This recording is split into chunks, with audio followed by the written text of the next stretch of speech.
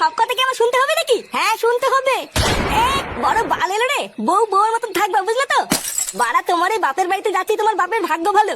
তা না সেই থেকে লেওরা কানে কাছে ক্যালক্যাল করে যাচ্ছে। দেখো আমি কিন্তু তোমাকে লাস্টবার বলে দিচ্ছি, কালকে যদি তুমি এই জামা প্যান্ট পরে আমার বাপের বাড়িতে যাও তাহলে কিন্তু কপালে কষ্ট আছে। আমি কিন্তু সত্যি বলছি, তোমাকে ডিভোর্স দিয়ে সেটা এক লাথি মেরে আমি চলে যাবো।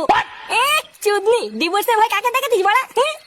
বাড়া আমার নাম ফুটো ফুটো, কত ফুলটুসি মেয়ে আমার পিছনে পাগল জানিস? লেওরা একটা তুড়ি মারবো তুড়ি, সব মেয়েরা আমার পিছনে কাপড় খুলে দাঁড়িয়ে পড়বো জানিস? কি বললে? তোমার এত বড় সাহস, এত দূর আগিয়ে গেছো?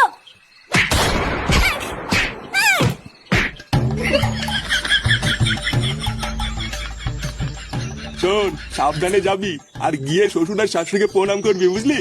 বিয়ের পর এটাই তোদের প্রথম জামাই ষষ্ঠী, তাই শ্বশুর বাড়ি ঢোকার আগে একটু মিষ্টি নিয়ে নিস।